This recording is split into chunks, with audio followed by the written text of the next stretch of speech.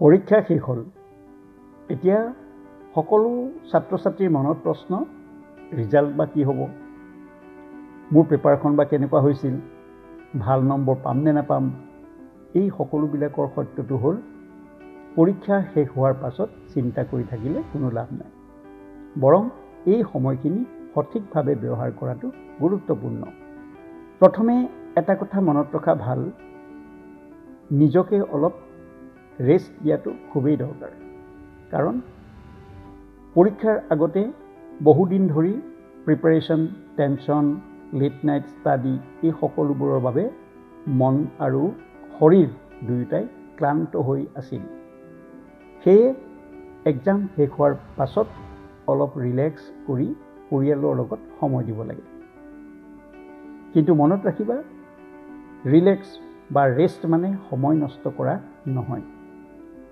দ্বিতীয়তে, নিজৰ exam এক্সপিৰিয়েঞ্চটো analyse কৰা। নিজকে প্ৰশ্ন কৰা, মোৰ ক'ত ভুল হৈছিল, ক'ত প্ৰিপাৰেশ্যন কম আছিল, কোন ছাবজেক্ট অলপ ডিফিকাল্ট বা টান যেন লাগিছিল। এইবোৰ কথা চিন্তা কৰিলে আগন্তুক এক্সামবিলাক আৰু ভাল হ'ব। তৃতীয়তে, নতুন স্কিল শিকাৰ চেষ্টা কৰা। আজিৰ যুগত কেৱল স্কুল বা কলেজৰ এডুকেশ্যনেই যথেষ্ট নহয়। তাৰ লগত নতুন নতুন স্কিল থাকিব লাগিব। যেনে computer skill, video' editing, public speaking, drawing, music, sports বা কোনো ক্ৰিয়েটিভ টেলেণ্ট এইবিলাক। আৰু এইবিলাক স্কিলে কনফিডেন্স বঢ়াব। আৰু কনফিডেন্স বাঢ়িলে ভৱিষ্যতৰ বাবে বহুত সহায় হ'ব। চতুৰ্থতে মন কৰিবলগীয়া কথা হ'ল নিজৰ হবিবোৰত সময় দিয়া। বহুত ষ্টুডেণ্ট আছে যিয়ে গান গাবলৈ ভাল পায়, কিছুমানে ড্ৰয়িং কৰি ভাল পায়, কিছুমানে স্পৰ্টছ খেলিবলৈ ভাল পায়। আৰু এইবিলাক পৰীক্ষাৰ সময়ত সকলো হবিয়েই তল পৰি আছিল। সেয়ে এক্সাম শেষ হোৱাৰ পাছত এইবোৰ কামত অলপ অলপ সময় দিয়া। ইয়াৰ পৰা কি লাভ হ'ব? মাইণ্ডটো ফ্ৰেছ হৈ থাকিব।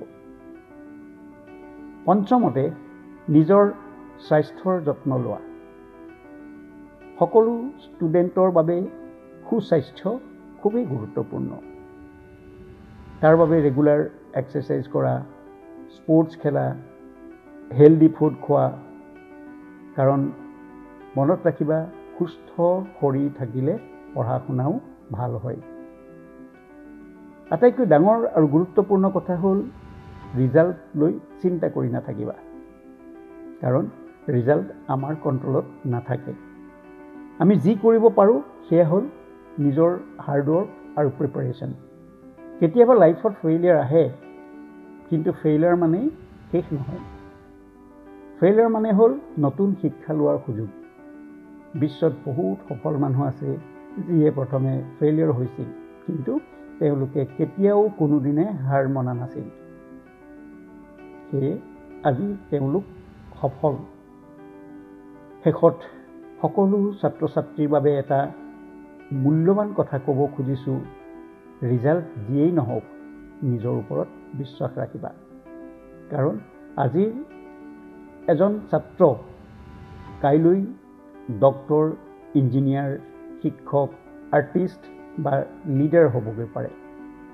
সেয়ে সময় নষ্ট নকৰি নিজকে উন্নত কৰাৰ পথ বাছি লোৱা। কাৰণ আজিৰ সৰু চেষ্টাই কাইলৈ ডাঙৰ সফলতা আনি দিব। ধন্যবাদ।